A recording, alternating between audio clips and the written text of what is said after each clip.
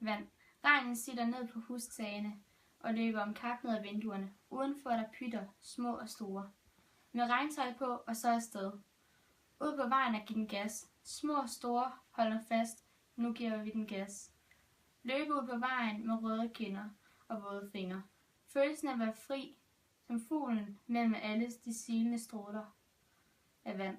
Kapløbet mod venner og hoppende i vandpytterne er vildt fedt. Når bilerne kommer med masser af gas, rammer de pytterne, og så smash.